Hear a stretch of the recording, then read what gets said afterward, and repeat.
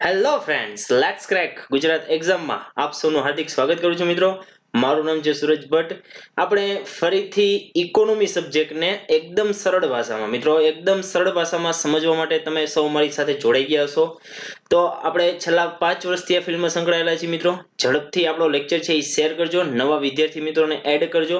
તમારા જેટલા પણ ગ્રુપ હોય, વોટ્સએપ હોય, ટેલિગ્રામ હોય, ઇન્સ્ટાગ્રામ હોય અને ફેસબુક હોય, બધામાં જ આપણો લેક્ચર છવાઈ જવો જોઈએ. આજે આપણે બહુ મસ્ત ટોપિક લેવાના છીએ મિત્રો અને એકદમ તમને મજા આવશે. સરળ ભાષામાં બહુ વધારે મહેનત કરીને ટેકનિક્સ ને ટ્રિક્સનો ઉપયોગ કરી આખી આપણે ઇકોનોમીનું એક બહુ આમ કહેવાય કે મોસ્ટ આઈએમપી ચેપ્ટર આજે લીધેલું છે મિત્રો.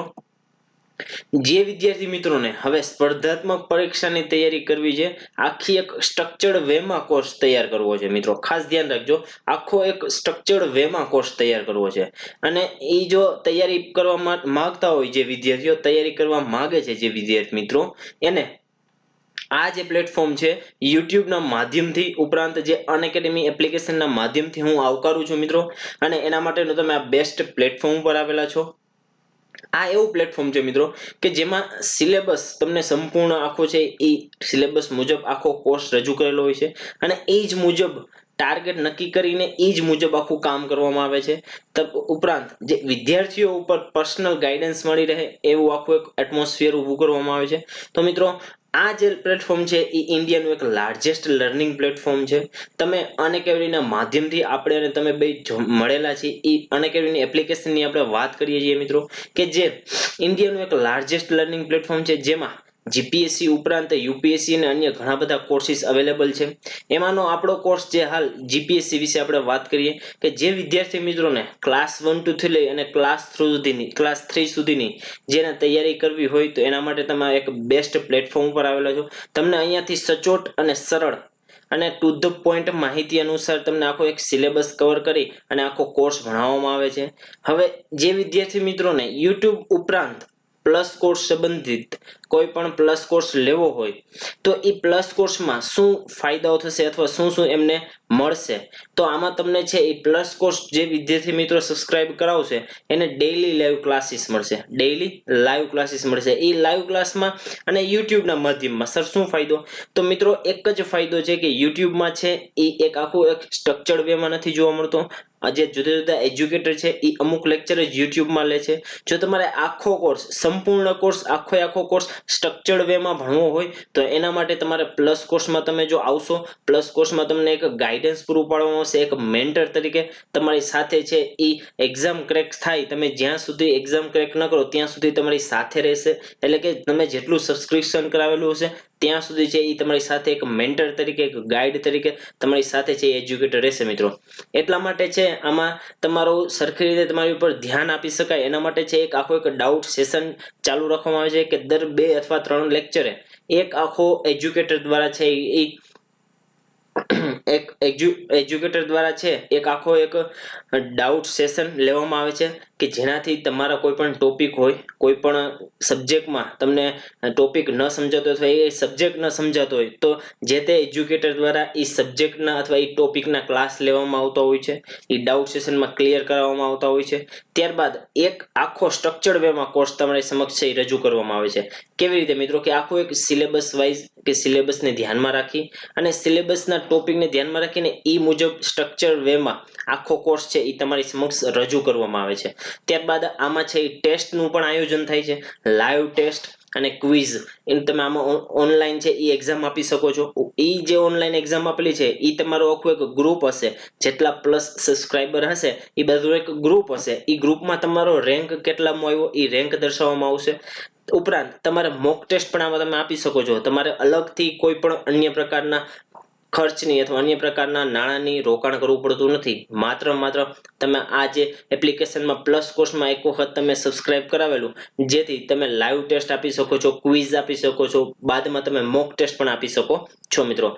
હવે આ જે લેક્ચર છે, આ લેક્ચર સાહેબ હું કેટલી વખત જોઈ શકું? તો મિત્રો, તમે આ લેક્ચર છે એ તમે ગમે તેટલી વખત જોઈ શકો છો. ખાસ મેઇન બેનિફિટ આ છે મિત્રો, કે તમે આ લેક્ચર છે તમે એક વખત સબસ્ક્રિપ્શન કરાવેલું તો તમે તમારા સબસ્ક્રિપ્શનના જેટલા વર્ષો હશે એટલા વર્ષ સુધી તમે ગમે તેટલી વખત તમે છે ઈ આ લેક્ચર છે ઈ જોઈ શકો છો મિત્રો. હવે જે વિદ્યાર્થી મિત્રોને પ્લસ સંબંધિત કોઈ માહિતી જોતી હોય તો નીચે તમને લિંક આપેલી છે સૂરજ ભટ્ટ @unacademy, એમાં તમે જોઈન થઈ જજો. ટેલિગ્રામની ચેનલ છે આપણી, એમાં મોબાઈલ નંબર પણ આપેલો છે.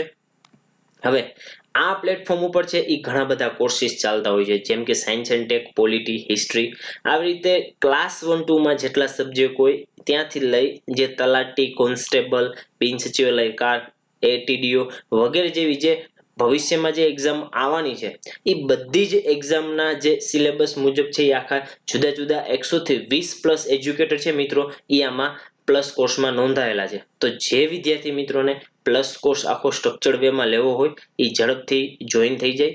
હવે સર મારે જોઈન થવું છે પ્લસ કોર્સ, તો આપણે કીધું કે તમારે પ્લસ કોર્સ જોઈન થવું હોય તો કેવી રીતે થવો, તો પહેલા ટેલિગ્રામ જે પ્લે સ્ટોર છે એ પ્લે સ્ટોરમાં અનએકેડમી એપ્લિકેશન ડાઉનલોડ કરો.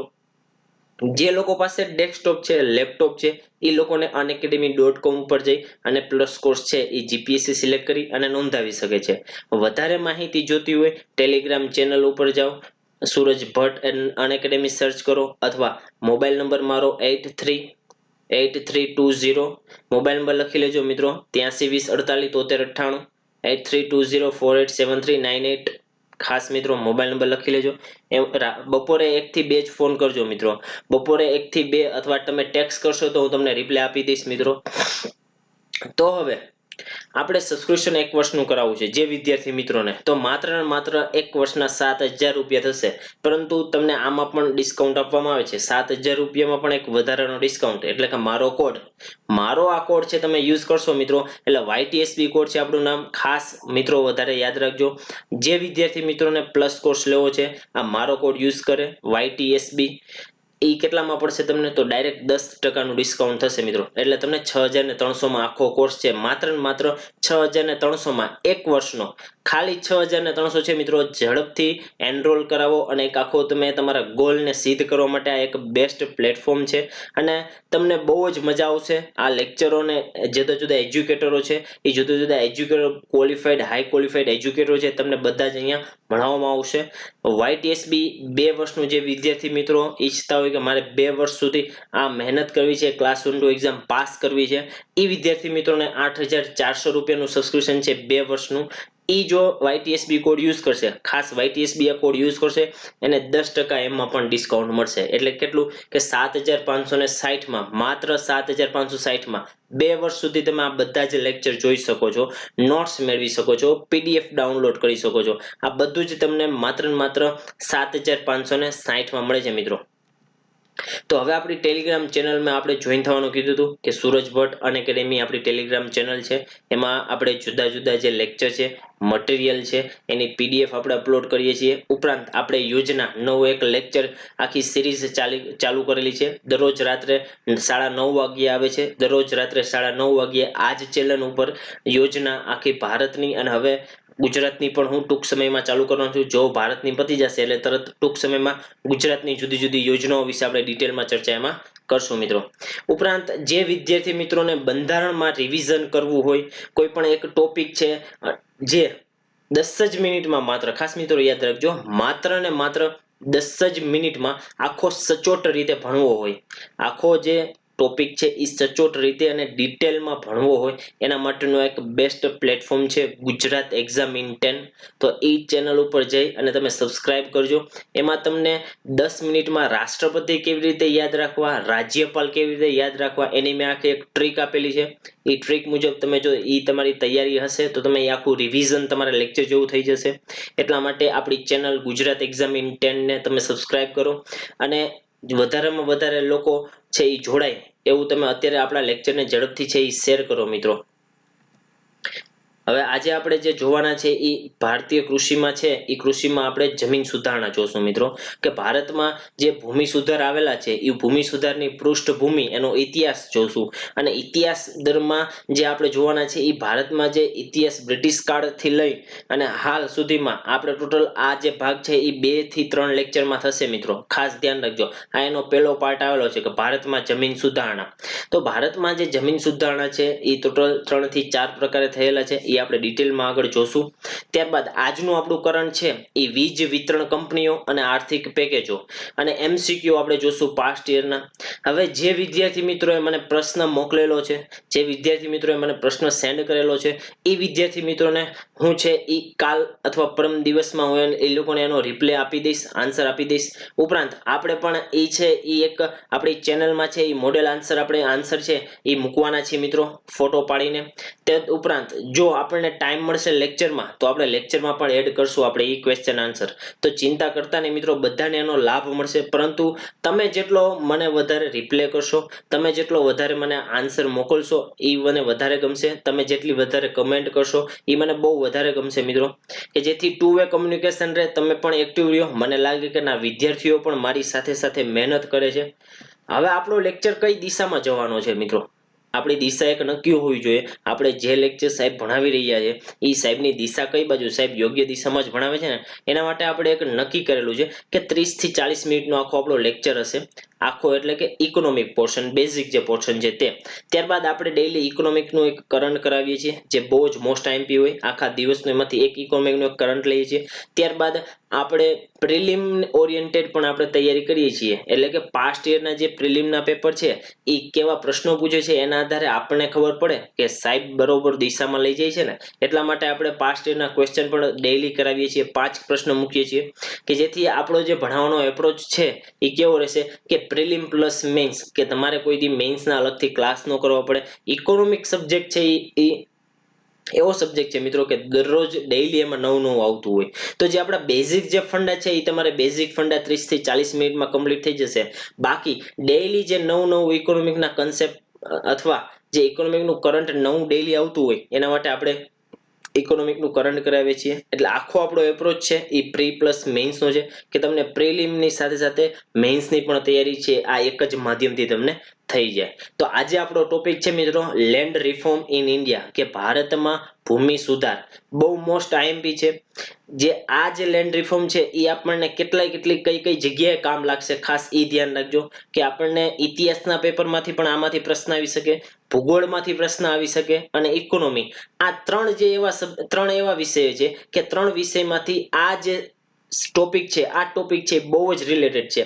લેન્ડ રિફોર્મ નું પૂછે એમાં ઇતિહાસનો પણ પ્રશ્ન આવી શકે છે, ભૂગોળનો પણ પ્રશ્ન આવી શકે છે, અને ઇકોનોમી સબ્જેક્ટનો પણ પ્રશ્ન આવી શકે છે. એટલે આ ટોપિક છે એ આપણી પરીક્ષા માટે બહુ જ આઈએમપી છે, અને મેન્સ અને પ્રિલિમ બંને માટે બહુ આઈએમપી છે. આપણે જે રીતે કરાવેલું છે મિત્રો એ પ્રી પ્લસ મેન્સ રીતે આખું ગોઠવી અને સચોટ રીતે મુદ્દા વાઇઝ ટોપિક વાઇઝ તમને ક્લિયર થઈ જાય એવી રીતે કરાવેલું છે.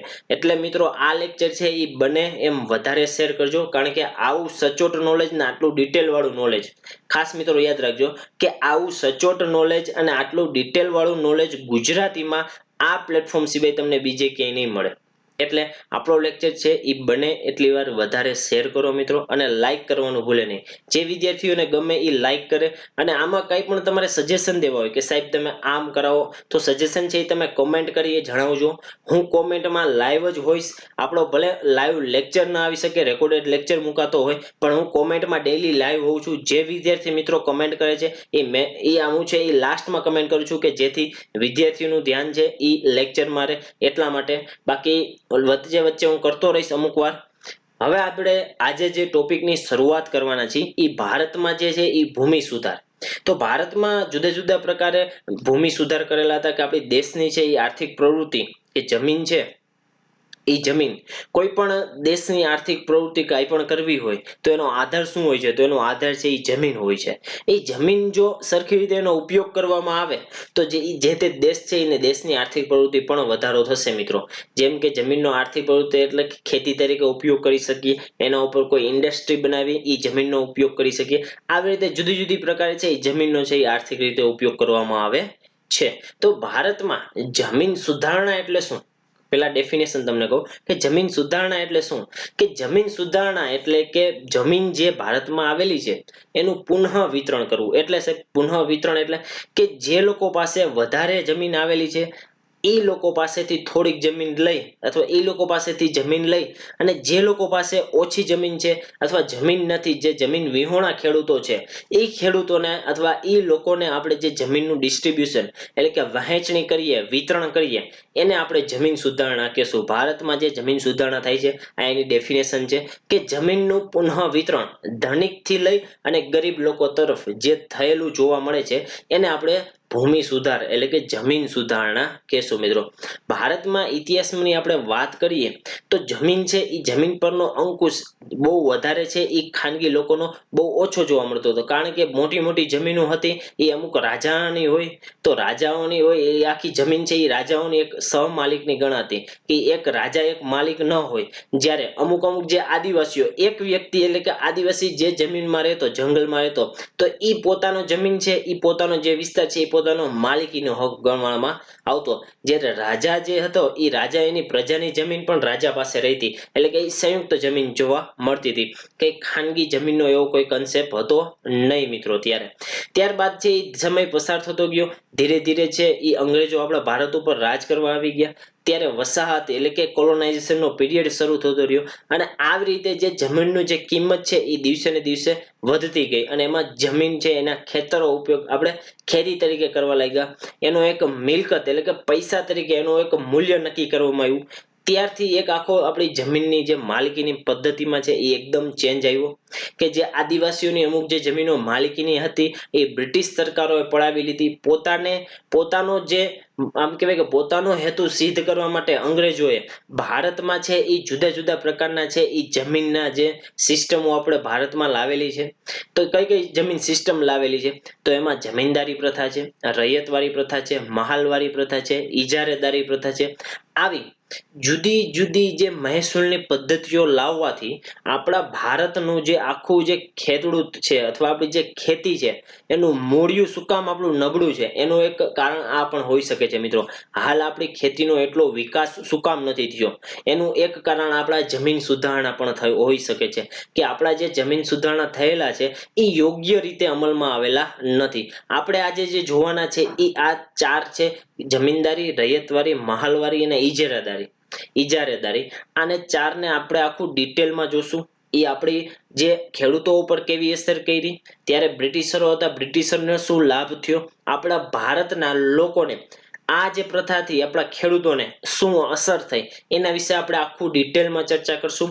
કે એક સમૃદ્ધ લઘુમતી જમીન ઉદ્યોગ વર્ગ અને એક ગરીબ ભૂમિહીન વર્ગ, આવી રીતે બે છે એ પાઠ પડી ગયા આવી સિસ્ટમના લીધે. હાલ પણ આપણે જોઈએ છીએ કે જે ઉદ્યોગ વર્ગ છે, જે ઉદ્યોગપતિઓ છે એ એકદમ પૈસાવાળા છે.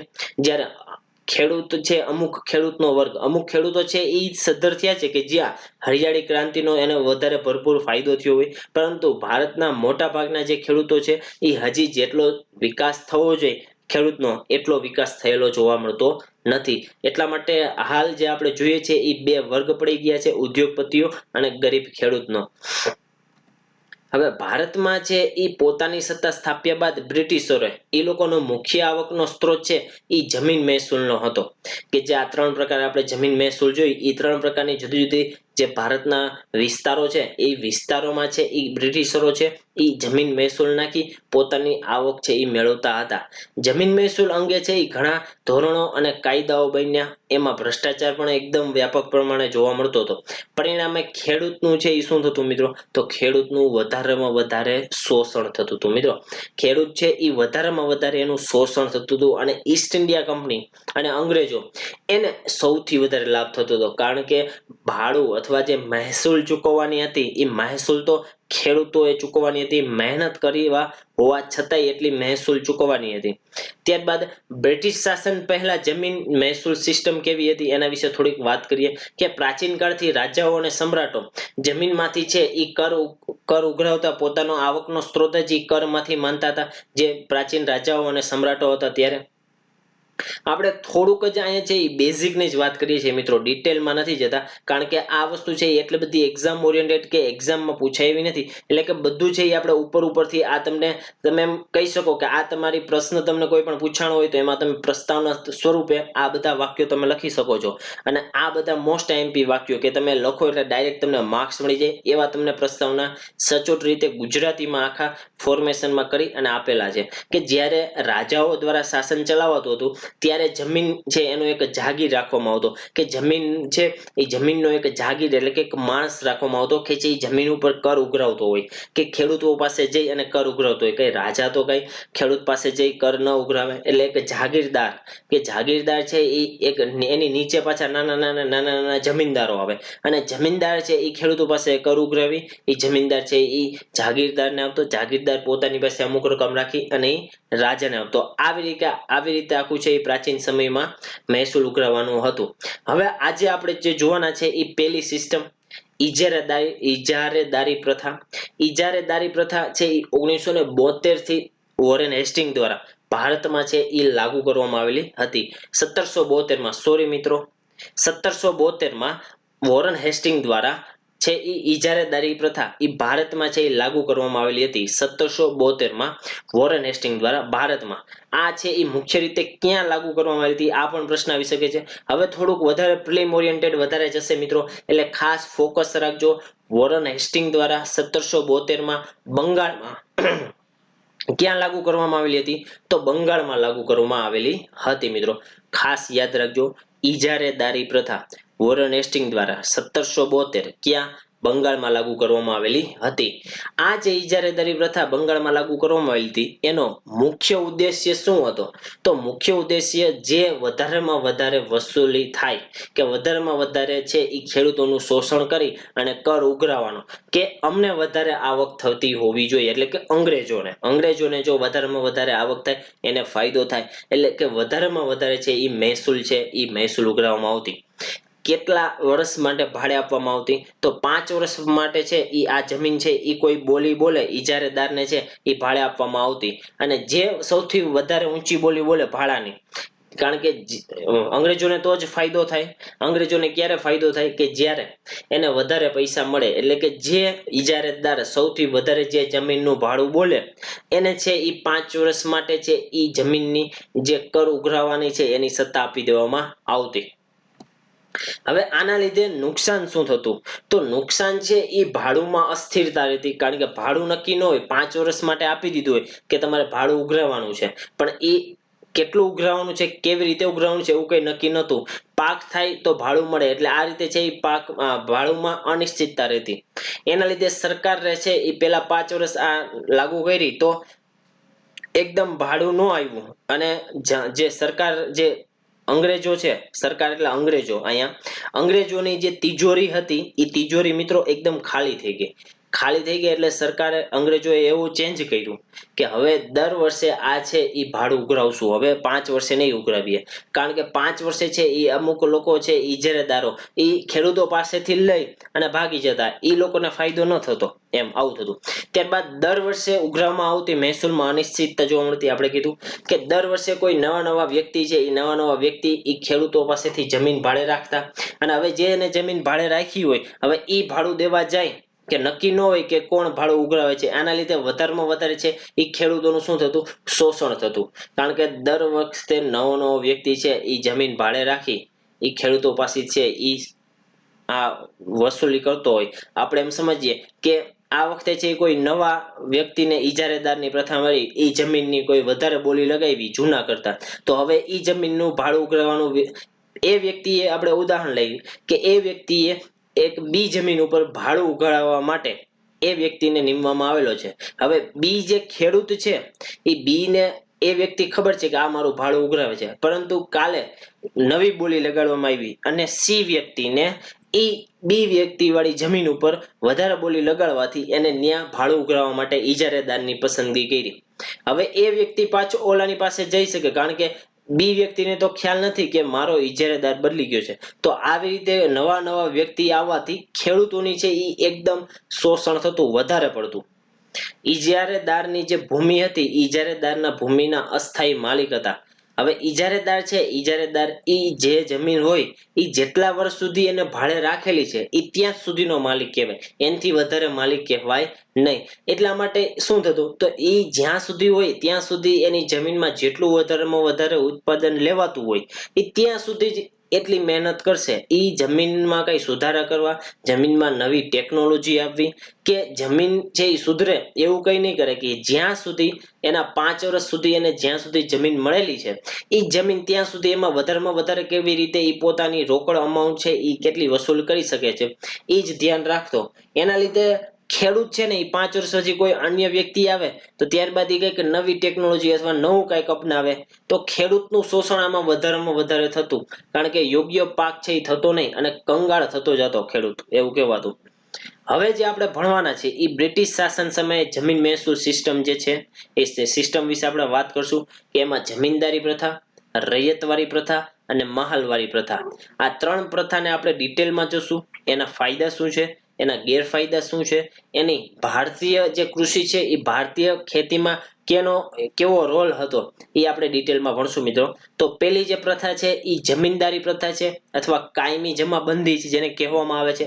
તમને આ ચિત્ર ઉપરથી ખ્યાલ આવી જશે કે બ્રિટિશ ગવર્મેન્ટ છે, બ્રિટિશ ગવર્મેન્ટ એક જમીનદાર રોકતી.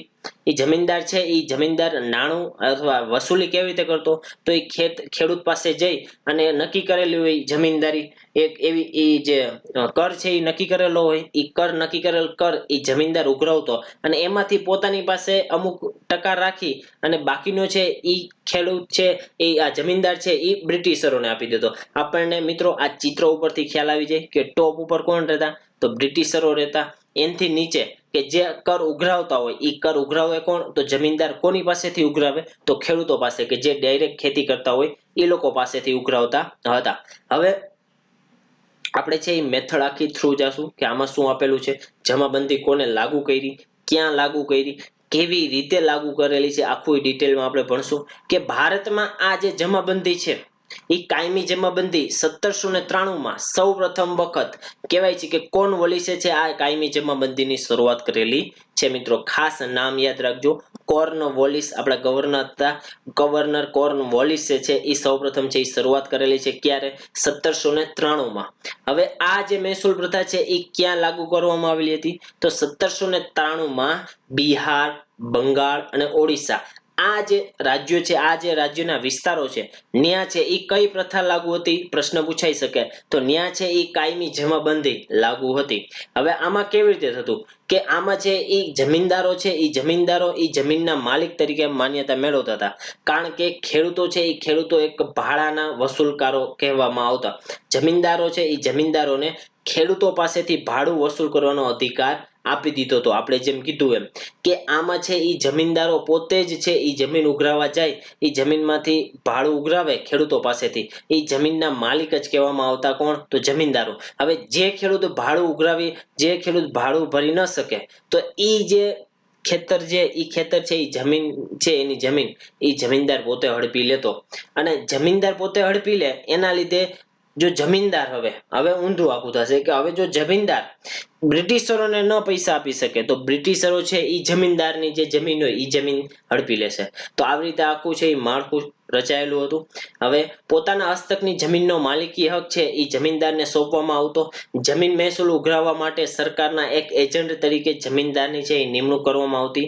જમીનદારને જમીનના માલિક તરીકે માન્યતા આપવામાં આવતી. આપણે કીધું કે જમીનદાર છે એ જમીનનો માલિક તરીકે હોય છે.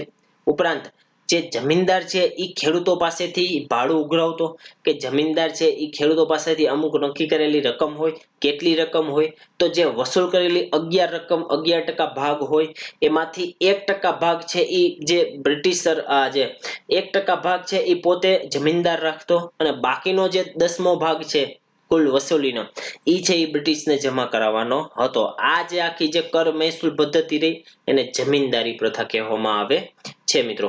હવે આનો ઉદ્દેશ્ય શું હતો, જમીનદારી પ્રથા લાગુ કરવામાં આવે પણ એનો ઉદ્દેશ્ય શું હતો તો ઇંગ્લેન્ડની જેમ જ આપણે ભારતમાં છે એક જમીનદારીનો એક વર્ગ ઊભો થયો કે ઇંગ્લેન્ડમાં છે એક આખું એવી જ રીતે એલિટ ક્લાસ હતો કે એલિટ વર્ગ હતો કે જે આવી જ રીતે સેમ ત્યાં આ જમીનદારો છે એ ઉઘરાવતા ખેડૂતો પાસેથી નાણાં.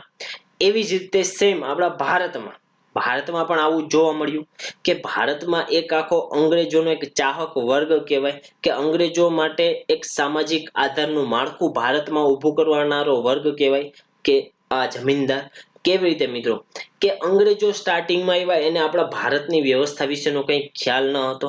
હવે આવી રીતે જો એક ભારતીય વ્યક્તિ એ અંગ્રેજો સાથે એક આધાર મેળવી અને એને નાણાં પ્રોવાઈડ કરતો હોય, નાણાં આપતો હોય, તો જે આખો અંગ્રેજી સમાજ છે, આજે આપણો ભારતીય સમાજ, એના વિશે કંઈ પણ જાણવું હોય અંગ્રેજોને, તો એ આ જે વચેટિયા તરીકે અથવા જમીનદાર છે એને બધી માહિતી આપતો હતો. એટલે એક અંગ્રેજોને એક સામાજિક માળખું તરીકે પૂરું રહેતું ભારતીય સમાજ કેવો છે એના વિશે જાણવાનું. કંપનીની આવક છે એ વધારવા માટે આવી જુદી જુદી કર વ્યવસ્થા છે એ ભારતમાં નાખવામાં આવતી હતી. મિત્રો આપણે સ્ટાર્ટિંગમાં જ કીધું કે અંગ્રેજોની આવકમાં વધારો કેવી રીતે થાય એના ઉપર મુખ્ય ભાર આપવામાં આવતો હતો. હવે આ જે કાયમી જમાબંધી લાગુ કરવામાં આવેલી છે એના લાભો શું થાય? તો સાહેબ આના લાભો તો થાય નહીં, ખેડૂતોને ન થાય, બાકી બધા જ વર્ગોને થાય. મિત્રો જુઓ તમે કે ખેડૂત જે ખેતી કરતો હોય ને એને ન થાય. આપણે આ જે જમીન સુધારણા છે ને એ આપણે ઇકોનોમિક કન્ટેક્સ્ટમાં પણ જોશું કે શું છે. તો ખેડૂતોને આમાં છે એ ખેડૂતોનું કંઈ પાયમાલ અથવા શોષણ જ જોવા મળે છે. મિત્રો એ તમે જોશો કે ખેડૂત આજનું જે આમ કહેવાય કે આટલો નબળો અથવા આટલો વિકાસ કેમ નથી થયો, જેમ ઉદ્યોગપતિઓના ટોપ બિલિયનિયરમાં નામ આવે છે એવા ખેડૂત એકેયના નામ, ભારતના ખેડૂતના એકેયના નામ નથી આવતા. એના અમુક જે મૂળ બેઝિક કારણ છે એ મૂળ છે એ અહીંયા આપણને જોવા મળશે મિત્રો. કારણ કે આપણી જે ભૂમિ સુધારણાની જે જમીન સુધારણા જે નિયમો થયેલા છે કે જે જુદી જુદી કરોની પદ્ધતિ, મહેસૂલ પદ્ધતિ લાગેલી છે, એમાં વર્ષોથી એમ કહેવાય છે કે ખેડૂતનું શોષણ થતું રહ્યું છે. મિત્રો ખેડૂતનું શોષણ થતું રહ્યું છે. હવે કાયમી જે જમાબંધી છે એ કાયમી જમાબંધીમાં જમીનદારોને શું લાભ થયો એના વિશે પહેલા જોશું કે જમીનદારો પહેલા છે એની પાસે જમીન ન હોય, પરંતુ હવે એ લોકો પાસે છે એ જમીનના માલિક બન્યા છે, ભૂપતિ જેને કહેવાય, ભૂપતિ બન્યા છે.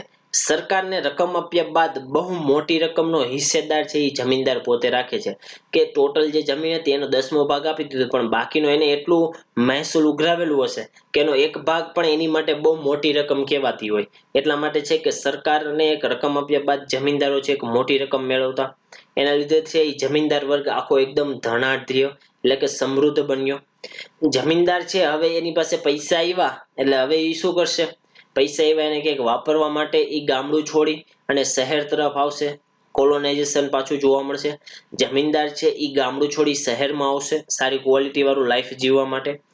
ત્યારબાદ સરકારને મળતા લાભો હવે આપણે જોવાના છે. એ સરકારને મળતા લાભો જોવાના છે. મિત્રો સરકારને શું લાભ થયો જમીનદારી પ્રથાથી, જે કાયમી જમાબંધી હતું એનાથી શું લાભ થયો સરકારને? તો જમીનદારીનો એક એવો વર્ગ સરકારને મળ્યો કે એની પરિસ્થિતિ, કોઈ પણ પરિસ્થિતિ હોય કે ભારત વિરુદ્ધ પણ જવાનું હોય તો પણ આ જમીનદાર છે એના કહેવાય કે એની સાથે રહેતા, એના ચમચા બન્યા રહેતા. શું કામ? કારણ કે જમીનદારને પણ ફાયદો થતો હતો, જમીનદારને પણ આવક મળતી હતી અને એક એની ઉપર પણ એક આમ રક્ષણ વાળું એને પણ એમ લાગતું કે ના, અંગ્રેજો મારા મિત્ર છે, અંગ્રેજો અમને કાંઈ નહીં કરે.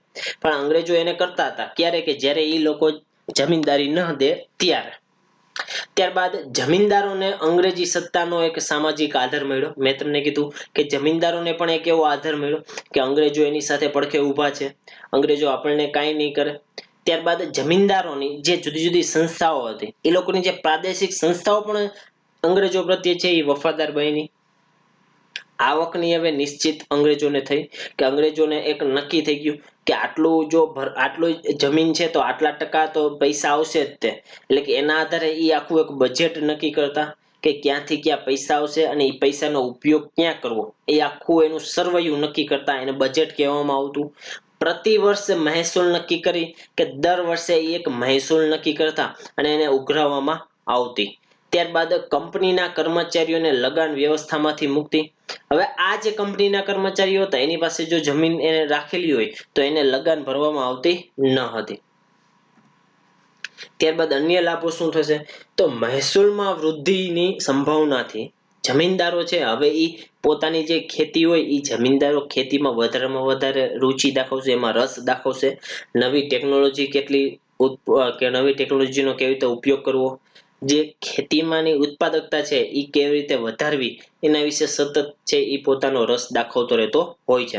કૃષિનો વિકાસ તથા વ્યાપાર ઉદ્યોગનો વિકાસ હવે દિવસે ને દિવસે થશે, કારણ કે લોકો પાસે પૈસા આવવા માંડ્યા, લોકો શહેરીકરણ થવા લાગ્યું, ગામડામાંથી જે જમીનદારો શહેરી તરફ આવવા લાગ્યા.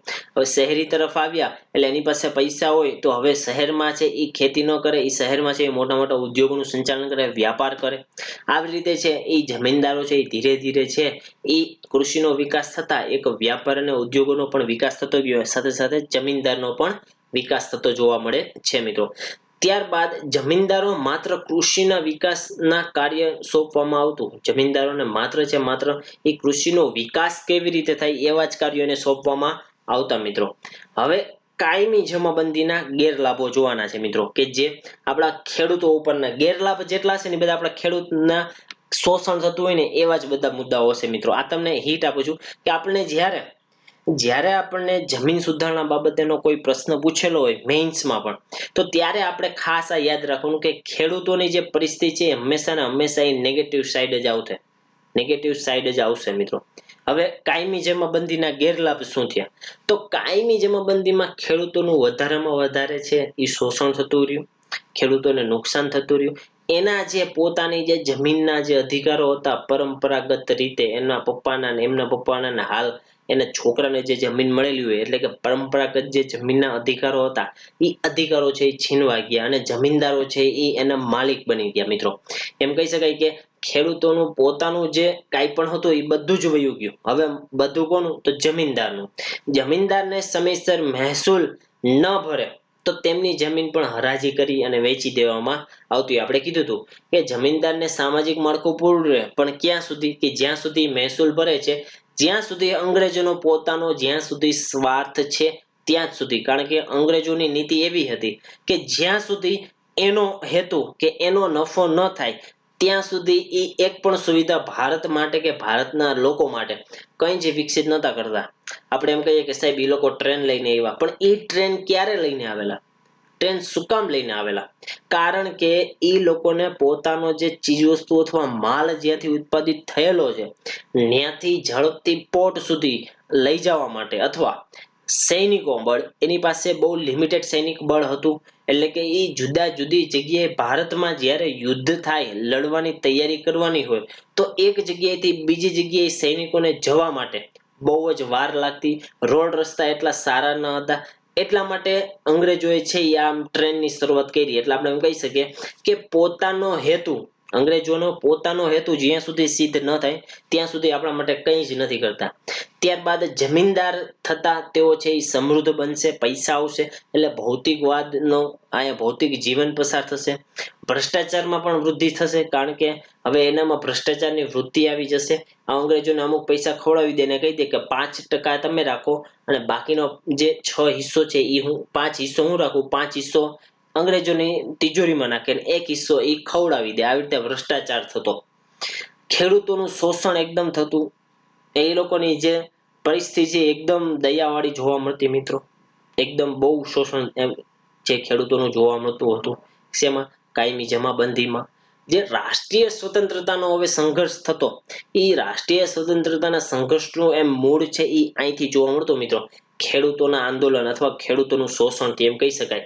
કારણ કે એમ આ બધા છે એ બધા જ દેશના ખેડૂતો હવે ધીરે ધીરે ભેગા થશે અને ભેગા થઈ અને અંગ્રેજો વિરુદ્ધની નીતિ જો ઘડવાનું સ્ટાર્ટિંગ થયું હોય તો આ સરકારની, આ અંગ્રેજોની આ નીતિના લીધે, આવી નીતિના લીધે, ખેડૂતની શોષણ ભરી નીતિના લીધે થોડા સમય માટે લાભદાયી, લાંબા ગાળા માટે સરકારની જે મૂળ આવક હતી એમાં ઘટાડો જોવા મળેલો હતો. સ્ટાર્ટિંગમાં બહુ આવતું નાણું, કારણ કે ઉઘરાવ્યા હોય. ત્યારબાદ પછી ધીરે ધીરે ભ્રષ્ટાચાર જોવા મળે, જમીનની ઉત્પાદકતા એટલી થાય નહીં, જમીનદારો છે એ સમયસર ભરી ન શકે, અથવા જમીનદારો એક વખત ખેડૂતો પાસેથી નાણાં મેળવી અને ભાગી જાય. એના લીધે સરકારને દેખાણું કે ટૂંક સમય માટે તો આમ નાણું આવી ગયું, પણ લાંબા ગાળા માટે છે એ ઘટાડો જોવા મળતો હતો. હવે નવી જે સિસ્ટમ આખી જોવાની છે તે છે રૈયતવાળી મિત્રો. ખાસ બહુ જ મોસ્ટ આઈએમપી આ જેટલી સિસ્ટમ કરાવું છું મિત્રો, આવી સિસ્ટમ આવી રીતે આટલી જ ડિટેલમાં હું તમને ગેરંટી આપું, અને પ્લસ ગુજરાતીમાં ગુજરાતીમાં તો તમને આવા લેક્ચર નહીં જ જોવા મળે, ઇંગ્લિશ અથવા હિન્દીમાં તમે જોઈ શકો છો, પરંતુ ગુજરાતીમાં આવી જ રીતે સચોટ અને આટલું ડીપમાં અને આવી જ રીતે લખાણ ભર્યું તમને ક્યાંય જ નહીં મળે મિત્રો આવા લેક્ચર. એટલે તમે જે પ્લેટફોર્મ ઉપર આવેલા છો એ બેસ્ટ પ્લેટફોર્મ છે. એટલે આપણા જે પ્લેટફોર્મને છે એ શેર કરવાનું ન ભૂલે મિત્રો, અને આપણા લેક્ચરને લાઈક કરવાનું ન ભૂલે. હવે જે આપણે જોવાના છે એ રૈયતવાળી વ્યવસ્થા. રૈયતવાળી વ્યવસ્થા કોને સ્ટાર્ટ કરેલી છે? તો રૈયતવાળી વ્યવસ્થા જ્યારે થોમસ મુનરો મદ્રાસના ગવર્નર હતા, 1820 ની આપણે વાત થઈ રહી છે. 1820માં થોમસ મુનરો જે મદ્રાસના ગવર્નર હતા એને આ રૈયતવાળી છે એ ભારતના જુદા જુદા પ્રાંતમાં લાગુ કરેલી છે.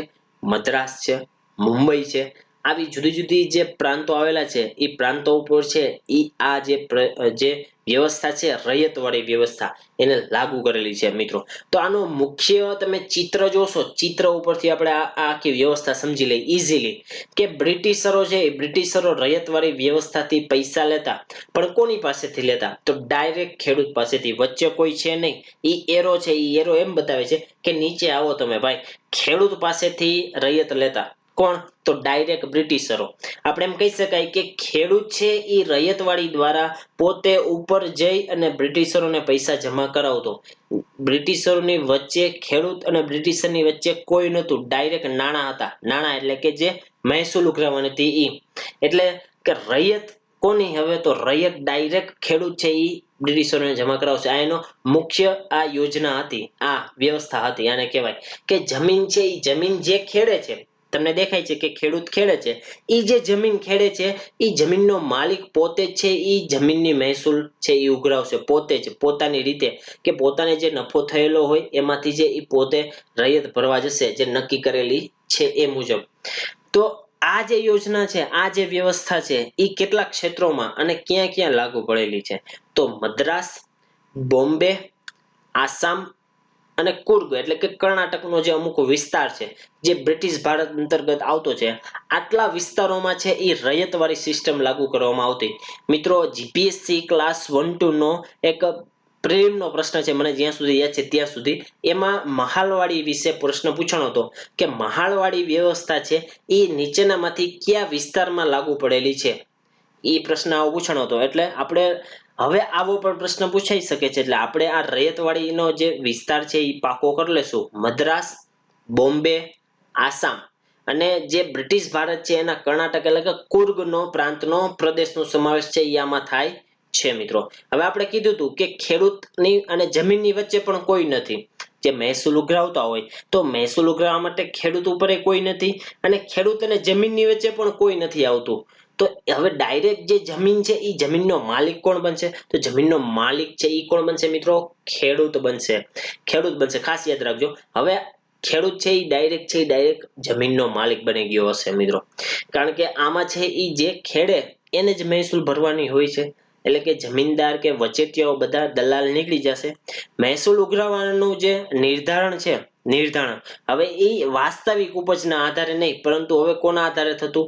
કે જે જમીન છે, જે જમીન તમારી પાસે કેટલી છે એ જમીનના અમુક પર્સન્ટેજ છે એ નક્કી કરવામાં આવતા. જો તમારી જમીન સિંચાઈ મેળવતી હોય તો જમીનના 60% છે તમારે ભરપૂર જે ભરપાઈ કરવાનું રહેશે. અને જો તમારી જમીન કોઈ સિંચાઈ વગરના ક્ષેત્રમાં એટલે કે સૂકા પ્રદેશમાં આવેલી છે અને તમે ત્યાં ખેતી કરો છો, તો ત્યાં તમારે 50% સુધીની છે એ જે આને વ્યવસ્થા શું કહેવાય મહેસૂલ, એ મહેસૂલ તમારે 50% સુધીની મહેસૂલ છે એ ડાયરેક્ટ અંગ્રેજો સુધી પહોંચાડવાની રહેશે. ડાયરેક્ટ અંગ્રેજોને છે એ ભરવાની રહેશે મિત્રો. હવે આનો જે ઉદ્દેશ્ય છે એ ઉદ્દેશ્યની વાત કરીએ કે જમીનદારી જે પ્રથા હતી એમાં જે વચેટિયા હતા એ વચેટિયાઓને દૂર કરી અને ડાયરેક્ટ સીધું મહેસૂલ અંગ્રેજોને મેળવી હોય. તમને ચિત્રમાં દેખાય છે કે જે વચેટિયો હતો એને કાઢી નાખ્યો અને જે જમીન જે ખેડૂત ભાઈ કરે છે એ ખેડૂત પાસેથી જ ડાયરેક્ટ છે એ આ વ્યવસ્થા દ્વારા રેવન્યુ લેવામાં આવતી હતી મિત્રો. હવે આ વ્યવસ્થા છે એ ભારતની 51% મિત્રો, ખાસ મિત્રો યાદ રાખજો, 51% સુધીના વિસ્તારમાં આ રૈયતવાળી વ્યવસ્થા છે એ લાગુ પડેલી હતી મિત્રો.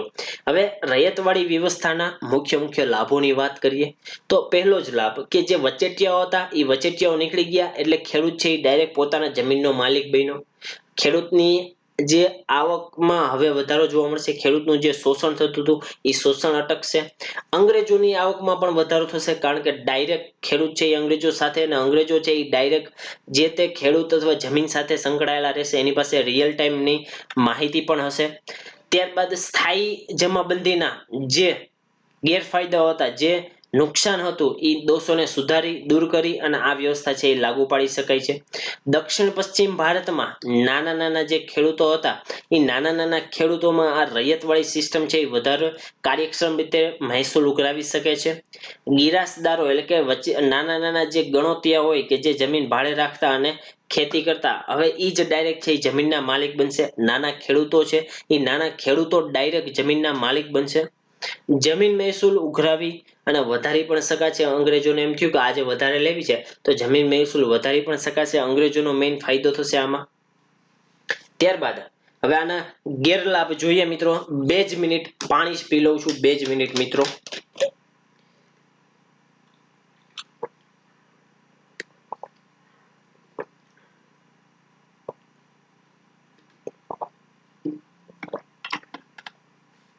હા, તો હવે આપણે જોવાના છે એ રૈયતવાડીના ગેરલાભો. તો રૈયતવાડી જે વ્યવસ્થા હતી, આપણે એના ફાયદા જોયા. હવે એના ગેરફાયદા, કે એનાથી જે જમીનદારોનું જે સ્થાન હતું, હવે એ કોને લઈ લીધું? તો બ્રિટિશરો પોતાએ. કે બ્રિટિશરો અને જમીનદારોમાં કંઈ ફરક નથી. આ જે જમીનદારી હતા એની કરતા પણ વધારે ક્રૂર બ્રિટિશરો કહેવામાં આવતા, કારણ કે એને જેટલું મન થાય બ્રિટિશરોને એટલું ઈ ફંડ છે, એટલું જે મહેસૂલ છે એ ઉઘરાવતા. આપણે કીધું આગળ કે બ્રિટિશરોની આવકમાં વધારો થયો, કારણ કે એને જેટલું મન થાય એટલું ઈ કર ઉઘરાવતા. ત્યારબાદ જમીન મહેસૂલમાં સરકાર ઈચ્છે ત્યારે અને સમય ગમે ત્યારે એ જે જમીનનો જે કરનો જે દર હોય એ વધારી દેતી. તો એના લીધે જે ખેડૂતો છે એ ખેડૂતોનો વધારેમાં વધારે શોષણ વધારે થતું ગયું. દુષ્કાળની પરિસ્થિતિ હોય, જ્યારે દુષ્કાળ આવેલો હોય અથવા પાકને નુકસાન થયેલું હોય, ત્યારે પણ છે એ મહેસૂલ આપવી પડતી. ત્યારે જો તમે મહેસૂલ ન આપો તો સરકાર ડાયરેક્ટ જમીન હડપી લેતી. ગોચર અને પડતર જમીન હોય, એ પડતર જમીનનો જે હક જે તે ગ્રામીણ સમુદાયો હોય, જે આદિવાસી સમુદાય હોય એનો હતો. એના લીધે જે રૈયતવાડી આવવાથી એ બધો જે હક છે ઈ કોનો થઈ ગયો? તો ઈ હવે અંગ્રેજો પોતે લઈ લીધો. ઈસ્ટ ઇન્ડિયા કંપનીનો જે કર વસૂલનાર કર્મચારીઓ હતા એ વધારે ભ્રષ્ટાચાર કરતા, ખેડૂતો સાથે દુર્વ્યવહાર કરતા, તુચ્છ રીતે આપણને ગણતા. એટલા માટે છે આ બધા છે એ રૈયતવાડીના ગેરફાયદાઓ છે મિત્રો. ત્યારબાદ ફરી પાછી મોસ્ટ આઈએમપી મહાલવારી વ્યવસ્થા. મિત્રો તમે આ ચિત્ર જોશો એટલે આખી મહાલવારી વ્યવસ્થા તમને અહીંયા જ સમજાઈ જશે, માત્ર ને માત્ર 2 જ મિનિટમાં સચોટમાં. કે મહાલવારી વ્યવસ્થામાં શું હતું? તો ટોપ ઉપર કોણ આવતા? તો બ્રિટિશરો આવતા. ત્યારબાદ એની નીચે આપણી મહાલવાડી વ્યવસ્થા જોવા મળતી. તો મહાલવાડી વ્યવસ્થામાં શું હતું? તો એક મહાલ હોય, અટ્ટોકટ્ટો ગામનો મુખી હોય. એ ગામનો મુખી તમને અહીંયા મેં બતાવેલો છે, ટોપી પહેરેલો અટ્ટોકટ્ટો આખા ગામની મહેસૂલ ખાતો હોય. અને એની નીચે ખેડૂતો આવે. જે ખેડૂત છે એને મહેસૂલ હવે કોને આપવાની રહેશે? તો એ મહાલને આપવાની રહેશે. મહાલ કોને આપશે? તો મહાલ છે એ બ્રિટિશરોએ નાણાં આપશે. તો આખી આપણી જે સિસ્ટમ હતી એને મહાલવાળી સિસ્ટમ કહેવામાં આવે છે. આ જે પદ્ધતિ છે, આ પદ્ધતિ ખાસ મિત્રો યાદ રાખજો. આ જે પદ્ધતિ છે એ વિલિયમ બેન્ટિક જ્યારે આપણા ભારતના ગવર્નર જનરલ હતા, 1833 ની આ વાત છે, ત્યારે ભારતમાં જે મહેસૂલ પદ્ધતિ લાગુ કરવામાં આવેલી હતી એ મહેસૂલ પદ્ધતિ કઈ હતી? તો આપણી મહાલવારી પદ્ધતિ. કઈ? મહાલવારી પદ્ધતિ. હવે ભારતના આ કયા વિસ્તારોમાં લાગુ હતી? મહાલવાડી પદ્ધતિ ભારતના કયા વિસ્તારોમાં લાગુ હતી? તો મિત્રો ખાસ યાદ રાખજો, ભારતના બ્રિટિશ ભારતનો જે મધ્યનો પ્રાંત હતો, અત્યારે મધ્યપ્રદેશ તરીકે ઓળખવામાં આવે છે, ઈ પ્રાંત. ત્યારબાદ ઉત્તર પશ્ચિમ સીમા, જેને નોર્થ વેસ્ટ ફ્રન્ટિયર પ્રોવિન્સ કહેવામાં આવે છે, પ્રાંત. આગ્રામાં, પંજાબમાં અને ગંગા ઘાટના વિસ્તારોમાં છે એ કઈ વ્યવસ્થા લાગેલું હતી? તો મહાલવારી વ્યવસ્થા. આ જે વ્યવસ્થા છે મહાલવારી વ્યવસ્થા, એ જમીનદારી અને રૈયતવાડી એ બંનેનું મિક્સિંગનું એક સ્વરૂપ, એટલે આપણી મહાલવાડી વ્યવસ્થા. કે એમાં જો તમે જુઓ કે જમીનદારીની જેમ છે વચ્ચે એક જમીનદાર હોય, તો આમાં આપણે એક મહાલ છે. જ્યારે ખેડૂતને ખેડવાની જમીન કહી દીધી હોય તો આમાં પણ ખેડૂત છે એ પોતે આમાં ખાલી ખેડૂત છે એ માલિક તો રહેશે જ તે, પણ ખેડશે એ પોતે. જ્યારે જમીનદાર છે એ માત્ર આમાં મહાલ છે એ માત્ર ને માત્ર નાણાં ઉઘરાવશે અને બ્રિટિશરોને આપી દેશે. એટલે એમ કહેવાય છે કે જમીનદારીની સારી બાબતો અને રૈયતવાડીની એ બેની કઈ સારી બાબત તો ન કહેવાય, પણ એ બેના લક્ષણો મિક્સ થઈ અને જે પદ્ધતિ આપણે બનાવી એ મહાલ પદ્ધતિ, મહાલવાડી પદ્ધતિ છે એ બનાવવામાં આવેલી છે મિત્રો. આ પદ્ધતિ ભારતના કેટલા ટકા ભાગમાં જોવા મળે છે? આ છે 30% ભાગમાં મહાલવાડી વ્યવસ્થા દ્વારા કર ઉઘરાવવામાં આવતો હતો. આ પદ્ધતિમાં મહેસૂલ ઉઘરાવવા આખા ગામનો એક પ્રમુખ, આપણે કીધું હતું કે ગામનો એક પ્રમુખ હોય, એ ગામનો પ્રમુખ અથવા કુટુંબનો એક આખો વડો હોય, એક કબીલો હોય તો એક કુટુંબનો આખો એક વડો હોય, એ વડા દ્વારા અથવા ગામના એક મુખી દ્વારા મહેસૂલ ઉઘરાવવામાં આવતી હતી. અને આખા ગામની જમીનનો માલિક પણ એ પોતે જ માનવામાં આવતો હતો મિત્રો. ત્યારબાદ આ પદ્ધતિના આપણે ગેરલાભ જોઈએ. તો આ પદ્ધતિના ગેરલાભ શું થયા? તો આ પદ્ધતિમાં મહાલ કે પ્રમુખને બહુ વધુ શક્તિ આપી દીધી હતી. કારણ કે આ પદ્ધતિમાં સેમ જમીનદારીની જેમ જ જે મહાલ હોય એ મહાલને કર ઉઘરાવવાનો હોવાથી એની પાસે છે એ વધારે પદ્ધતિ, વધારે સત્તા આવી ગઈ હતી. વધારે સત્તા આવવાના લીધે એ શક્તિનો છે એ પોતે દુરુપયોગ કરશે. ખેડૂતોને પોતાની જમીનથી બહાર કાઢવા તથા મહેસૂલ ન ભરતા ખેડૂતની જે જમીન હોય એ હડપી લેતા. ખેડૂતને પોતાની જમીનમાંથી કહી દે હાલ ભાઈ છું, પૈસા નથી દીધા, પૈસા લાવ, પેલા તારો કર ભર, પછી તારી જમીન લઈ જાજે. આવી રીતે છે એ પોતાની જે શક્તિ છે એનો ગેરઉપયોગ વધારે કરતા. સરકાર અને ખેડૂત વચ્ચેનો જે સંબંધ હતા પહેલા, જેમ આપણે જોયું તો રૈયતવાડીમાં, એ સંબંધો છે એકદમ સમાપ્ત થઈ ગયા. હવે આપણે ઇકોનોમીનું કરણ કરતા પહેલા મિત્રો થોડોક આપણો જે લેક્ચર હાલ 1 કલાકથી 1.5 કલાક સુધી ચાલ્યો, 1 કલાક સુધી, એનું આપણું તરત આપણે રિકેપ કરી લઈએ આખો ઝડપથી, કે તમને પ્રિલિમ ઓરિએન્ટેડ આપણે ડેઈલી હવે આવી જ રીતે કરશું કે આપણો લેક્ચર જ્યારે અંત થશે ઇકોનોમી નું કરંટ ચાલુ કરતા પહેલા, કે જેટલું આપણે આપણા લેક્ચરમાં કરાવેલું હોય એનું માત્ર ને માત્ર છેલ્લે 10 થી 15 મિનિટ જે પ્રિલિમ ઓરિએન્ટેડ છે, કે જે પ્રિલિમમાં આમ કામ આવે એવા પ્રશ્નો છે, એ પ્રશ્નોનું ખાલી આપણે રિવિઝન કરશું. આપણે જે લેક્ચર ભણેલા હશું એનું માત્ર ઝડપથી. એટલે તમને વિદ્યાર્થી મિત્રોને અમુક લાગશે કે સાહેબ આટલું બધું ઝડપથી શું કામ જાય છે? કારણ કે હાલ આપણે જે જોઈએ છીએ એ પ્રિલિમ ઓરિએન્ટેડ અને માત્ર ને માત્ર ટોપિકનું રિવિઝન કરીએ છીએ.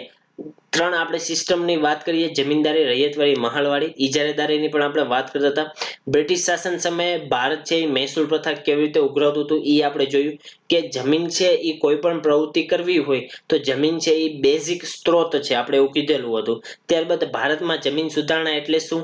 તો જે ધનિક વર્ગ છે એ ધનિક વર્ગ પાસે વધારે જે જમીન પડેલી હોય તો એ જમીન છે એ નાના ખેડૂતો અથવા ગરીબ વર્ગમાં આખી પુનઃ વહેંચણી કરવું, આપણે એને જમીન સુધારણા કીધા હતા. જમીનની જુદી જુદી સિસ્ટમો આવેલી છે, એમાંની એક પ્રથા એટલે કે ઇજારેદારી પ્રથા, એ છે વોરન હેસ્ટિંગ દ્વારા લાવવામાં આવેલી હતી. ક્યારે? 1772 માં લાવવામાં આવેલી હતી. એનો ઉદ્દેશ્ય શું હતો? તો વધારેમાં વધારે મહેસૂલ ઉઘરાવવાનો હતો. જમીન કેવી રીતે ઉઘરાવતા? તો જમીન છે 5 વર્ષ ભાડે આપી અને જમીન ઉઘરાવતા હતા, કે જે સૌથી વધારે બોલી બોલે અને એ જમીન ભાડે આપી દેવામાં આવતી હતી મિત્રો. એનું નુકસાન શું થયું? તો 5 વર્ષમાં જે ખામી જોવા મળી હતી એના લીધે સરકારે, અંગ્રેજોએ શું કર્યું હતું? દર વર્ષે છે એ જમીન મગાવવાનું, જે જમીનની મહેસૂલ મગાવવાનું સ્ટાર્ટ કરી દીધું હતું. ત્યારબાદ આપણે જમીનદારી, રૈયતવાડી, મહાલવાડી ડિટેલમાં જોઈ હતી, કે જમીનદારી પ્રથા જેને કાયમી જમાબંધી કહેવામાં આવે છે એ કોને લાગુ કરેલી હતી? તો 1793 માં કોર્નવોલિસ દ્વારા લાગુ કરવામાં આવેલી હતી. ક્યાં લાગુ કરવામાં આવેલી હતી? તો બંગાળ, બિહાર અને ઓડિશાના જે પ્રદેશો છે ત્યાં છે એ કાયમી જમાબંધી છે એ લાગુ કરવામાં આવેલી હતી. કેટલો કર ઉઘરાવતા? તો ટોટલ છે જમીનના 11 ભાગ પાડી એ 11 માંથી 1 ભાગ છે એ જમીનદાર રાખતો, બાકીના 10 ભાગ કોને દેવામાં આવતા? તો અંગ્રેજોને દેવામાં આવતા. જમીનનો કાયમી જમાબંધીનો મુખ્ય ઉદ્દેશ્ય એક જ હતો કે કંપનીની આવક કેવી રીતે વધે, અને આખું એક એની માટે સામાજિક આધારનો એક માળખું છે એ જમીનદારો દ્વારા છે એ ખ્યાલ આવી ગયો હતો, કે ભારતીય સમાજ કેવો છે એના વિશે ખ્યાલ મેળવવો હોય તો એ લોકો સાથે એક એવો વર્ગ, જમીનદાર વર્ગ જોડાઈ ગયો કે જેનાથી અંગ્રેજોને છે એ ખ્યાલ આવી જતો. ત્યારબાદ એના લાભો આપણે જોયા હતા. લાભોમાં ઝડપથી, કારણ કે પ્રિલિમિનેટેડ નથી, ભૂપતિ બન્યા હતા, સરકારને જે રકમ આપ્યા બાદ બહુ મોટી રકમ પોતાની પાસે રાખતા, સમૃદ્ધ બન્યા, ગામ છોડીને વયા જતા. સરકારને શું ફાયદો થયો આમાં? તો સરકારને છે એક આખો એક વર્ગ મળ્યો કે જેની સાથે એની ફેવરમાં કામ કરે, એના લીધે એને સમાજ, ભારતીય સમાજ કેવો છે એના વિશે એને ખ્યાલ આવ્યો. જમીનદારોને એક અનેક પ્રાદેશિક સંસ્થાઓ જે કામ કરતી હોય એ પણ આની સાથે વહી ગઈ હતી અંગ્રેજો સાથે. હવે કાયમી જમાબંધીના ગેરલાભ અને લાભ. જે મહેસૂલ વૃદ્ધિની સંભાવનાથી જમીનદારો ખેતીમાં રુચિ ધરાવતા. હવે જે મહેસૂલની જે વૃદ્ધિ થાય એની આવકમાં વધારો થાય એટલે જમીનદારો પોતે ખેતીમાં ધ્યાન આપતા. આ છે એ મેઇન્સ ઓરિએન્ટેડ છે મિત્રો, એટલે આ છે આપણે આગળ ભણાવી દીધું, ખોટું રિપીટ નથી કરવું, પ્રિલિમ ઓરિએન્ટેડ જઈએ છીએ. કે રૈયતવાડી પ્રથા કોને સ્ટાર્ટ કરાવેલી હતી? તો થોમસ મુનરો દ્વારા 1820માં. ક્યાં ચાલુ કરવામાં આવેલી? તો મુંબઈ, મદ્રાસ જેવા પ્રાંતોમાં. તો જે ખેડે એને એની જમીન, એનો માલિક, એ જમીનનો માલિક પોતે, એટલે કે જમીન ખેડનાર એ જમીનનો માલિક પોતે ગણવામાં આવતો. કયા ક્ષેત્રોમાં લાગુ કરવામાં આવેલી હતી? આપણે કીધું કે મદ્રાસ, બોમ્બે, આસામનો અમુક ભાગ અને કર્ણાટક એટલે કે બ્રિટિશ ભારતનો અમુક ભાગ છે એ ન્યા છે એ આ વ્યવસ્થા છે એ લાગુ કરવામાં આવેલી હતી મિત્રો. ડાયરેક્ટ ખેડૂત છે એ સીધો જમીનનો માલિક બનેલો છે. રેવન્યુ કેવી રીતે ઉઘરાવવામાં આવતી?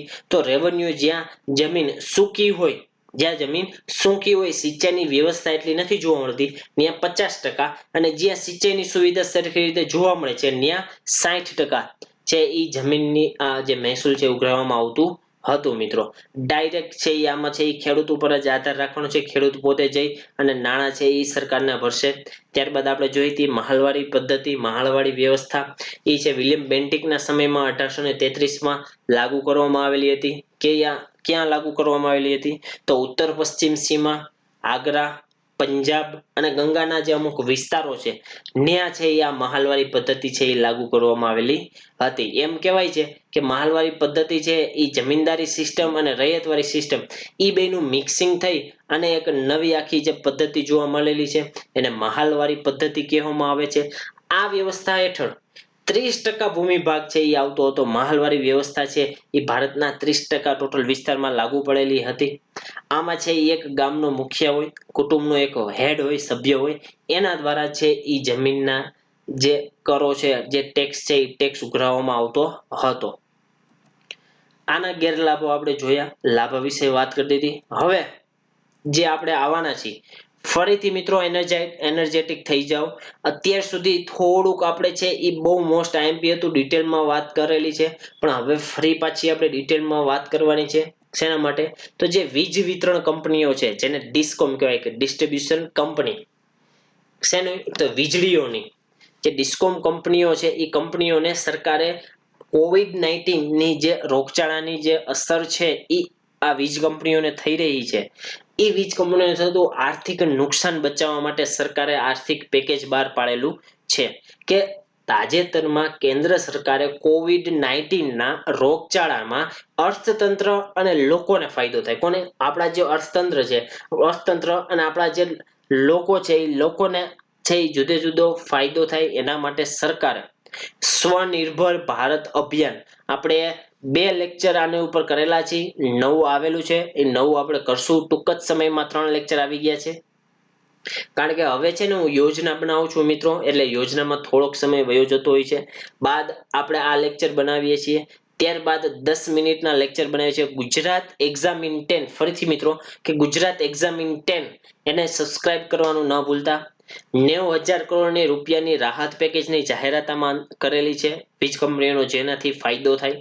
આ સંદર્ભે કરવામાં આવેલી સત્તાવાર ઘોષણા છે એ પાવર ફાઇનાન્સ કોર્પોરેશન અને રૂરલ ઇલેક્ટ્રિફિકેશન કોર્પોરેશન જેવી વીજ વિતરણની જે કંપનીઓ છે એ વીજ વિતરણની કંપનીઓમાં જે રોકડનો જે પ્રવાહ છે એ રોકડનો પ્રવાહ હાલ થંભી ગયો છે, રોકાઈ ગયો છે, એના લીધે એને બુસ્ટઅપ મળે એટલા માટે સરકારે 90,000 કરોડ રૂપિયાની છે એ રકમ આમાં ફાળવેલી છે મિત્રો. આ રકમનો ઉપયોગ ક્યાં કરવામાં આવશે? તો આ રકમનો ઉપયોગ જે વીજળી વિતરણ કરતી કંપનીઓ છે, જે ડિસ્ટ્રીબ્યુશન કંપની એટલે ડિસ્કોમ કહેવામાં આવે છે, એના દ્વારા વીજ ઉત્પાદન કંપનીઓ સાથે તેમના બાકીના જે ચૂકવણી છે એ ચૂકવણી માટે કરવામાં આવશે મિત્રો. ત્યારબાદ આ યોજનાની જરૂર શું કામ હતી? તો મહત્વની વાત એ છે કે કેન્દ્ર સરકારનો આ નિર્ણય મોટા ભાગના રાજ્યોમાં જે ડિસ્કોમ એટલે કે ડિસ્ટ્રીબ્યુશન જે કંપની છે, વીજળી ડિસ્ટ્રીબ્યુશન કંપની, એની જે આર્થિક સ્થિતિ બહુ જ ખરાબ છે. મહેસૂલ સંગ્રહ ક્ષમતાને ધ્યાનમાં રાખી અને આ છે એ કરવામાં આવેલી છે. ડિસ્કોમની જે આર્થિક સ્થિતિ નબળી હોવાને કારણે એની પાસે મહેસૂલ સરખી રીતે મળી શકે એટલા માટે સરકારે છે એ આ યોજના બહાર પાડેલી છે. મિત્રો, વાણિજ્યિક અને ઔદ્યોગિક વીજ ગ્રાહકો દ્વારા ચૂકવણી ન કરવાને લીધે વીજળી વિતરણ કંપનીઓ અત્યારે હાલ એકદમ તણાવનો સામનો એટલે કે એકદમ જે મંદીનો માહોલથી પસાર થઈ રહી છે. કારણ કે આપણે જાણીએ છીએ કે મોટા મોટા ઉદ્યોગો અત્યાર સુધી બંધ હતા, હમણાં હજી ચાલુ કરેલા છે. મિત્રો, એના લીધે જેટલો વપરાશ થવો જોઈએ એટલો વપરાશ થાય નહીં, પરંતુ ઉત્પાદન તો એટલું થતું જોઈએ. એના લીધે જે ડિસ્ટ્રીબ્યુશન કંપની હોય એને છે એ વધારે નુકસાન ભોગવવું પડે છે. મિત્રો, હવે વિદ્યુત જે છે એ વિદ્યુત ક્ષેત્રની સમસ્યાઓ જણાવો. તો શું છે? વીજ ક્ષેત્રને લગતી સમસ્યાઓ સમજવા માટે સૌ પ્રથમ આપણે સમજવું પડે કે કેટલી ઇલેક્ટ્રિસિટી ક્ષેત્રમાં આપણે કેવી રીતે કાર્ય કરે છે. મિત્રો, આપણે જે વીજ વિતરણ કંપનીની વાત કરીએ છીએ કે વીજ વિતરણ કંપનીમાં COVID-19 ની અસરો દ્વારા સરકારે એક પેકેજ બહાર પાડેલું છે. એ પેકેજમાં વીજ અત્યારે હાલમાં જે વિદ્યુત જે કંપની છે એ કંપનીની સમસ્યાઓ શું છે એના વિશે 3 તબક્કામાં આપણે સમજી શકીએ છીએ. કે પ્રથમ તબક્કામાં થર્મલ, હાઇડ્રો અને નવીનીકરણના પ્લાન્ટમાં વીજળી ઉત્પન્ન કરવામાં આવે છે. આ પ્લાન્ટ્સમાં એનટીપીસી લિમિટેડ અને એનએચપીસી લિમિટેડ જેવી જાહેર કંપનીઓ દ્વારા સંચાલિત કરવામાં આવે છે. અને અન્ય જે ખાનગી પ્લેયર છે એના માટે ટાટા પ્લાન્ટ છે, અદાણી પ્લાન્ટ છે, આવી જુદી જુદી જે ખાનગી કંપનીઓ દ્વારા છે એ આખો પ્લાન્ટ ચલાવવામાં આવે છે. બીજા તબક્કામાં શું થશે? તો બીજા તબક્કામાં ઉત્પન્ન થતી જે વીજળી છે, હવે એ વીજળીને જ્યાં ઉત્પન્ન થઈ ત્યાંથી લઈ અને બીજી જગ્યાએ લઈ જવાનો આખો ખર્ચ છે એ ઉપાડવો પડે છે. આ તબક્કામાં મોટા ભાગે રાજ્યની માલિકીની કંપનીઓનું પ્રભુત્વ વધારે છે, જે ટ્રાન્સમિશન ગ્રીડ સિસ્ટમ ચલાવે છે કે એક જગ્યાએથી લઈ વીજળી અને બીજી જગ્યા સુધી પહોંચવી, અથવા જે ઉત્પાદન કંપની છે એ ઉત્પાદન કંપની પાસેથી આપણા ચેનલના માધ્યમ આપણા જે એમ કહી શકાય કે આ જે ગ્રીડ સિસ્ટમના આધારે આપણી ચેનલ તો ન આવે પણ એ ગ્રીડ સિસ્ટમના આધારે જ્યાં ઉત્પન્ન થઈ હોય ત્યાંથી લઈ અને જુદા જુદા ઘરો સુધી છે એ ટ્રાન્સમિશન ગ્રીડની સિસ્ટમ દ્વારા પહોંચાડવામાં આવે છે. આમાં છે મોટાભાગની કંપની છે એ સરકારી જોવા મળે છે, કારણ કે પ્રાઇવેટ બહુ ખર્ચો વધારે થઈ જાય. સરકાર છે એ માત્ર કલ્યાણના આધારે ભારતના લોકોને વીજળી મળી રહે એના માટે છે એ આ કામ કરી રહી છે. કે રાજ્યની માલિકીની કંપનીઓનું પ્રભુત્વ છે એ ટ્રાન્સમિશન ગ્રીડ સિસ્ટમ દ્વારા ચલાવવામાં આવે છે. સમગ્ર ટ્રાન્સમિશન ગ્રીડ સિસ્ટમમાં હજારો માઇલ હાઈ વોલ્ટેજ લાઈનો આવેલી છે. એમાં કરોડો માઇલ સુધી લાંબી અને ઓછી એવી રીતે વોલ્ટેજનું ફ્રીક્વન્સી જતી હોય છે. હાલમાં વીજ ક્ષેત્રની જો સૌથી મોટી સમસ્યા હોય તો ખાસ મિત્રો ડિસ્કોમની સતત નબળી આર્થિક સ્થિતિ, કે પૈસા ન હોય અને ઉત્પાદિત ચીજ વસ્તુ કરવાની હોય સતત, તો હવે અમુક સમય એવો આવી જાય કે કંપનીને બંધ કરવાનો વારો આવી જશે. તો વીજળી વિતરણ જે કંપનીઓ છે એનો પુરવઠા માટે વીજ ખરીદવાની તેમની ક્ષમતાને અસર થશે. હવે આ પરિણામે તે વીજ પ્રાપ્ત થતા ગ્રાહકોને ગુણવત્તામાં પણ સુધારો થશે જો આના દ્વારા સરખી રીતે વીજળી આવેલી તો. આ નિર્ણયને મહત્વ આપતા વિશ્લેષકોનું મંતવ્ય એવું છે કે આ જે રાહત પેકેજ જે બહાર પાડવામાં આવેલું છે એનાથી જે વીજળી ઉત્પન્ન કરતી જે કંપનીઓ છે, વીજળી ઉત્પન્ન કરતી જે કંપનીઓ, એને સૌથી વધારે ફાયદો થશે. જે બંધ કરવાના આરે આવતી હોય તો એને એક બૂસ્ટઅપ મળશે. મિત્રો, કેન્દ્ર સરકાર દ્વારા આપવામાં આવતી આ રકમનો ઉપયોગ ડિસ્કોમ દ્વારા વીજ ઉત્પાદન કરતી કંપનીઓને તેમના જે બાકીના જે ચૂકવણા છે, અત્યાર સુધી કોઈ પણ રકમ બાકી હોય તો બાકીના ચૂકવણા માટે પણ આ રકમ છે એ ફાળવવામાં આવશે. મિત્રો, ત્યારબાદ કેન્દ્ર સરકારનું જે આ ભંડોળ છે એ ભંડોળ ડિસ્કોમ એના ઇન્ફ્રાસ્ટ્રક્ચરમાં અને મહેસૂલ સંગ્રહની કાર્યક્ષમતામાં સુધારો કરવા પણ મદદ કરશે. આ પાવર સેક્ટરમાં રોકડ પ્રવાહને વધારવા માટે કે જેથી વધારેમાં વધારે ટ્રાન્ઝેક્શન થાય, એના લીધે દેશની જે અર્થતંત્ર હાલ મંદીના માહોલમાંથી પસાર થઈ રહ્યું છે, અથવા COVID-19 ની આપણે જે અર્થવ્યવસ્થા ઉપરની અસરો વિશે આપણે કહીએ તો આપણી COVID-19 ની અર્થવ્યવસ્થા ઉપર અસર જે લોકડાઉનની પરિસ્થિતિ જોવા મળેલી છે એના લીધે મોટા મોટા ઉદ્યોગોથી લઈ અને નાની સામાન્ય પંચરની દુકાનના જે ઉદ્યોગ ધંધાઓ છે એ બધા જ ઉદ્યોગ ધંધાઓ આપણે એમ કહી શકીએ કે 40 થી 50 દિવસ સુધી છે એ બંધ રહેલા જોવા મળે છે. એના કારણે જેટલો વિકાસ થવો જોઈએ એટલો વિકાસ થવો હાલ અસમર્થ છે. મિત્રો, ઘણા લોકો એવું માને છે કે સરકારે જાહેર કરેલી જે ઉપરોક્ત પગલું છે એ માત્ર ને માત્ર ટૂંકા ગાળાનું છે, પણ ના મિત્રો, આ જે પગલું છે એ બહુ લાંબા ગાળાનું છે. આ જે અમુક મંતવ્ય મેં તમને અહીંયા આપેલા છે કે વીજળી વિતરણ કંપનીઓ છે એ વીજળી વિતરણ કંપનીઓની આર્થિક સ્થિરતા હજી મોટી ચિંતાનો વિષય છે કે શોર્ટ ટર્મમાં તો એ લોકોને ફાયદો થઈ જાય છે, પણ લોંગ ટર્મ છે એ નુકસાન થાય છે મિત્રો. ત્યારબાદ વીજ ક્ષેત્રમાં રોકાણના પ્રવાહને પુનર્જીવિત કરવાથી એ ક્ષેત્રનો વિકાસ કરી શકાય છે. જુદા જુદા ક્ષેત્રોનો કે જ્યાં અર્થતંત્ર છે એ એકદમ નીચે છે અથવા પછાત છે, એનો વિકાસ પણ કરી શકાય છે મિત્રો. હવે આપણે જે વાત કરવાના છે એ કરંટ કમ્પ્લીટ થઈ ગયું. હવે જે આપણે વાત કરવાના છે એ જૂના વર્ષના પ્રશ્નો, કે જૂના વર્ષના પ્રશ્નોના આધારે શું કામ આપણે લઈએ છીએ, તો આ જે પ્રશ્નો આપણે લઈએ છીએ એના આધારે આપણને ખબર પડે મિત્રો કે શું વાંચવું, શું ન વાંચવું, કઈ બુક વધારે સારી, કઈ બુકમાં બધું સિલેબસ કવર થશે. હું મિત્રો એક સજેશન આપું છું કે તમે બુક વાંચો, પણ બુક વાંચ્યા પહેલા આપણો જે સિલેબસ છે, ખાસ મિત્રો ફર્સ્ટ લેક્ચર આપણો કીધો તો કે આખો સિલેબસ ઇકોનોમિક સબ્જેક્ટનો તો તમને યાદ જ હોવો જોઈએ મિત્રો, કારણ કે આપણે to the point topic through જે આપણા સિલેબસના જે ટોપિક છે એ ટોપિક લઈ અને આખો એક લેક્ચર આપણે બનાવેલો છે મિત્રો. એટલે ખાસ આપણો આ લેક્ચર છે એ શેર કરો અને લાઈક કરો. હવે અગાઉની પરીક્ષામાં પૂછાયેલા પ્રશ્નો વિશે વાત કરીએ કે ભારતમાં નીચેની પૈકી કોણ રાજકોષીય નીતિનું છે એ ઘડન કરે છે મિત્રો. રાજકોષીય નીતિ કીધું છે મિત્રો, ફિસ્કલ પોલિસી. તો રાજકોષીય નીતિ અને ફિસ્કલ પોલિસીનું ઘડન કોણ કરે છે મિત્રો? તો નાણાં મંત્રાલય કરે છે. કોણ મિત્રો? નાણાં મંત્રાલય કરે છે અથવા સરકાર કરે છે એમ કહેવામાં આવે છે, કેન્દ્ર સરકાર દ્વારા કરવામાં આવે છે. ત્યારબાદ હવે તમને એમ પૂછે કે મોનેટરી પોલિસી ની નિર્માણ અથવા નીતિ એનું ઘડણ કોણ કરે છે, એનો આન્સર મને નીચે આપો મિત્રો. મોનેટરી પોલિસીની ઘડનાર કોણ હોય છે? મને આન્સર આપે નીચે મિત્રો. બધા જ મિત્રો છે એ વધારે આન્સર આપે મિત્રો, રિપ્લે વધારે કરે, કોમેન્ટ બહુ ઓછા લોકો વિદ્યાર્થીઓ કરે છે, લાઈવ ઘણા બધા હોય છે, લાઈક પણ આપણા લેક્ચરને કરી દે, અને કમેન્ટ હવે તમે કરી દીધેલી હશે કે મોનેટરી પોલિસી કે જે ભારતની કેન્દ્રીય બેંક એટલે કે આરબીઆઈ દ્વારા છે એ નક્કી કરવામાં આવેલી છે. ત્યારબાદનો પ્રશ્ન છે કૃષિ લાગત અને મૂલ્ય આયોગે ખરીફ પાકના લઘુત્તમ ટેકાના ભાવોની ભલામણ કરતી વખતે નીચેના પૈકી કયો સિદ્ધાંત ધ્યાને લીધેલો છે? ખાસ મિત્રો યાદ રાખજો, ટેકાનો ભાવ નક્કી કરવાનો હોય તો એ ટેકાનો ભાવ કયા આધારે નક્કી કરીએ છીએ, તમને પ્રશ્ન અહીંયા ઈ પૂછ્યો છે. તમે પછી બીજું કંઈક લખી નાખો તો આપણો ડી કે ઉત્પાદનના કિંમતના ઓછામાં ઓછા 150%ના સ્તરે લઘુત્તમ ટેકાનો ભાવ છે એ નિયત કરવો જોઈએ. ત્યારબાદનો પ્રશ્ન કે આવા આંકડાના પર પ્રશ્ન પૂછાય છે એટલે મેં આજે ચાય કરી આવો પ્રશ્ન મૂકેલો છે, બાકી આમાં કઈ છે નહીં, પરંતુ તમને ખ્યાલ આવે કે આવા પ્રકારના આંકડાના પ્રશ્નો પૂછાય છે કે રાષ્ટ્રીય પેન્શન યોજનામાં સરકારનો ફાળો 10% થી વધારી કેટલા ટકા કરવામાં આવેલો છે? તો મિત્રો 14% કરવામાં આવેલો છે. ત્યારબાદ integrated goods and service tax, જેને આઈજીએસટી કહેવામાં આવે છે, એ કોના ઉપર નાખવામાં આવેલો છે? તો જે આંતરરાજ્ય કે એક રાજ્યમાંથી બીજા રાજ્યમાં જે વેપાર કરતા હોય એની ઉપર છે એ integrated goods and service tax છે એ નાખવામાં આવેલો છે મિત્રો.